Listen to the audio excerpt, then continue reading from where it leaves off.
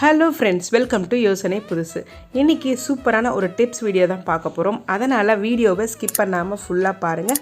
நம்ம சேனலில் இருக்கிற வீடியோவை நீங்கள் ஃபஸ்ட் டைம் பார்க்குறீங்கன்னா மறக்காமல் சேனலை சப்ஸ்கிரைப் பண்ணுங்கள். நம்மளோட வீடியோஸை நீங்கள் இன்ஸ்டாகிராம், ஃபேஸ்புக்லேயும் ஃபாலோ பண்ணலாம். அதுக்கான லிங்க்கை நான் டிஸ்கிரிப்ஷனில் கொடுத்துட்றேன். இந்த வீடியோ மூலமாக எல்லாருக்கும் என்னோடய advanced happy new year wishes நான் சொல்லிக்கிறேன். இப்போ வாங்க டிப்ஸை பார்க்கலாம். ஃபர்ஸ்ட் டிப் என்ன அப்படின்னு பார்த்தீங்கன்னா, நார்மலாக நம்ம தயிரை போடுறதுக்கு மண் சட்டியோ ஸ்டீல் பாத்திரமோ ஏதோ ஒரு டைப் ஆஃப் பவுல் நம்ம ட்ரை பண்ணுவோம். அதில் டேஸ்ட்டும் ஃப்ளேவர் அரோமா எல்லாமே டிஃப்ரெண்ட்டாக இருக்கும். ஒவ்வொரு பாத்திரத்துக்கு ஏற்ற மாதிரி தயிரோட டேஸ்ட் மாறும். நான் சொல்கிற இந்த பொருளை நீங்கள் தயிர் போட்டு பாருங்கள், அவ்வளோ எம்மியான டேஸ்ட்டாக இருக்கும். கண்டிப்பாக ட்ரை பண்ணுங்கள். நான் தேங்காய் மூடி தான் இதுக்கு பயன்படுத்தியிருக்கிறேன். தேங்காய் மூடியை நல்லா வாஷ் பண்ணிவிட்டு பாலை நல்லா காய்ச்சி ஒரு 5 நிமிஷம் இல்லை ஒரு 10 நிமிஷம் ஆச்சுன்னா ஒரு நார்மல் வார்ம் கண்டிஷனுக்கு, அதாவது வெதுன்னு வந்துடும்.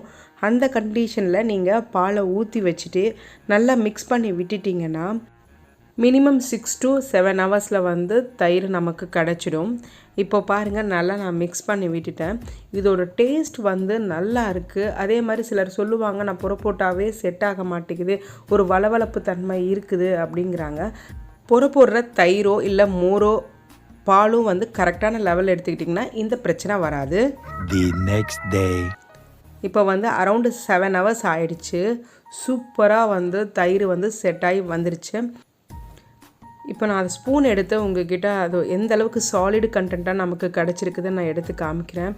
அதே மாதிரி இது சாப்பாட்டுக்கு அவ்வளோ டேஸ்ட். இதுவும் தாளித்து நீங்கள் சாப்பிட்டிங்கன்னா இன்னும் எம்மியாக இருக்குது.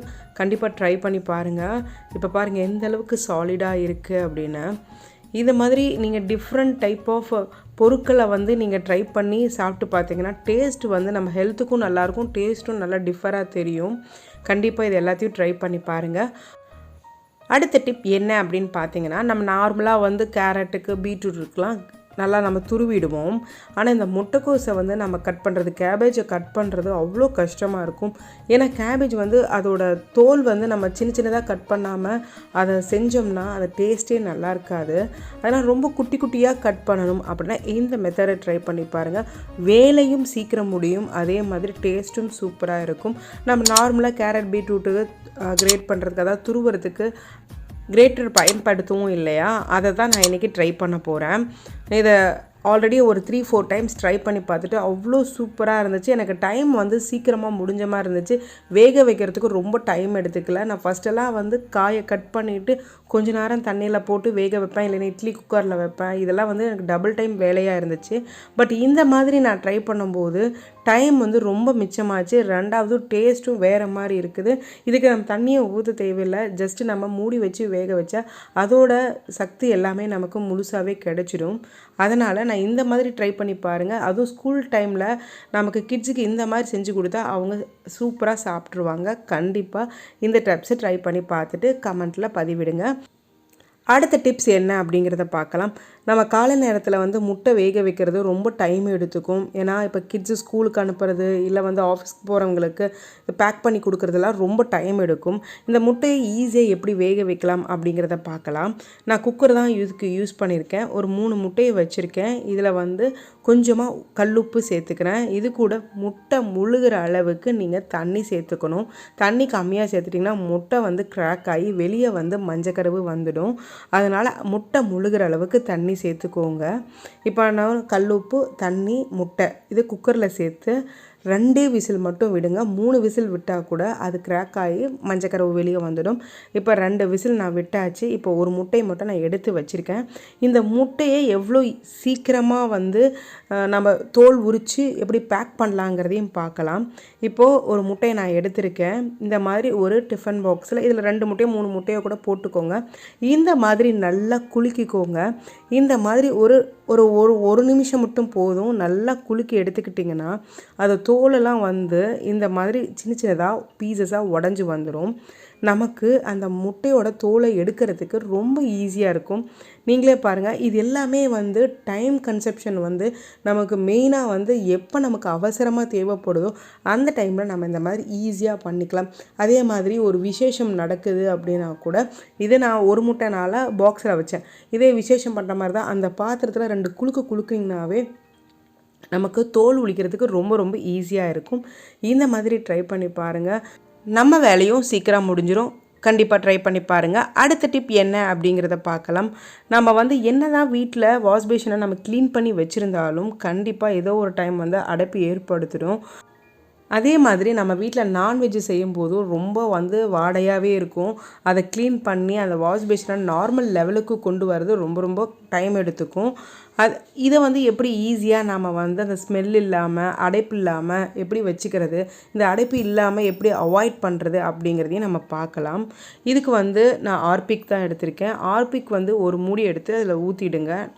அதே மாதிரி கொஞ்சமாக வந்து ஒரு ஸ்பூன் வந்து சர்ஃப் எக்ஸலோ எந்த பவுடர் டிட்டர்ஜென்ட் பவுடர் போட்டுக்கோங்க. நியூஸ் பேப்பரை இந்த மாதிரி ரோல் பண்ணி கீழே நல்லா ப்ரெஸ் பண்ணி வச்சுடுங்க. இப்போது ஒரு மினிமம் வந்து ஒரு 10 to 15 minutes டைம் எடுத்துக்கோங்க. A few moments later. இப்போ அரௌண்ட் வந்து நான் 15 minutes வந்து விட்டுட்டேன். 15 minutesக்கு அப்புறம் பார்த்தீங்கன்னா இந்த பேப்பர்லேயே உங்களுக்கு தெரியும் சின்ன சின்ன குட்டி குட்டி ஜெர்ம்ஸ் எல்லாம் இருக்கும். இதை வந்து இதில் ஏன்னா நம்ம ஆர்பிக் பயன்படுத்திருக்கிறோம் இல்லையா, சர்ஃப் எக்ஸல் பவுடர் நான் யூஸ் பண்ணியிருக்கேன். இது கூடவே கொதிக்கிற தண்ணியை வந்து அந்த பேனலுக்குள்ளே நீங்கள் ஊற்றிட்டீங்க அப்படின்னா எவ்வளோ அடைப்பு இருந்தாலும் எவ்வளோ ஜெர்ம்ஸ் இருந்தாலும் அது எல்லாமே அழிஞ்சு அந்த அடைப்பெல்லாம் இதாகி கிளியர் ஆகி நீட்டாக சுத்தமாக இருக்கும். கண்டிப்பாக இந்த டிப்பை ட்ரை பண்ணி பாருங்கள். வாஷ் பேஷன் அவ்வளோ க்ளீனாகவும் நீட்டாகவும் இருக்கும். அடுத்த டிப் என்ன அப்படின்னு பார்த்தீங்கன்னா, நம்ம காலையில் நேரத்தில் வந்து டிஃபன் செய்கிறது கொஞ்சம் நமக்கு டென்ஷனாக இருக்கும். அந்த டைமில் ஈஸியாக வந்து ஒரு மினி டிஃபன் எப்படி செய்யலாம் அப்படிங்கிறத பார்க்கலாம். இதுக்கு தோசையும் தக்காளி தொக்கும் நான் எடுத்திருக்கேன். தோசையை நீங்கள் நார்மலாக எப்பயும் சுடுற மாதிரியே சுட்டுடுங்க. தொக்கு வந்து நல்லா கிரேவி டைப்பில் இருக்கிற மாதிரி பார்த்துக்கோங்க. ஏன்னா இந்த மாதிரி நீங்கள் செஞ்சிட்டிங்கன்னா தோசை வந்து நம்ம பேக் பண்ணி கொடுத்தோம்னா அது ட்ரையாகவே இருக்காது. நல்லா டேஸ்டியாக குழந்தைங்க வந்து ஒரு தோசைக்கு 2 தோசை கூட சேர்த்து சாப்பிடுவாங்க. இந்த மாதிரி ட்ரை பண்ணி பாருங்கள். ஆனால் இப்போ நான் தொக்கை வந்து நல்லா ஃபுல்லாக ஸ்ப்ரெட் பண்ணி விட்டுட்டேன் தோசையில். இது 2 தடவை நீங்கள் திருப்பி போட்டுட்டு நல்லா ஃபோல்டு பண்ணி நீங்கள் மத்தியானத்துக்கு லஞ்சாக கூட கொடுத்து அனுப்பலாம்.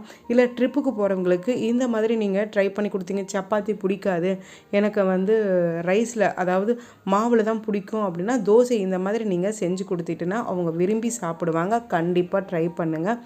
அடுத்த டிப் என்ன அப்படின்னு பார்த்தீங்கன்னா, டீ காஃபியெல்லாம் என்னப்பா டிப்பாக சொல்கிறீங்க அப்படின்னு நீங்கள் நினைப்பீங்க.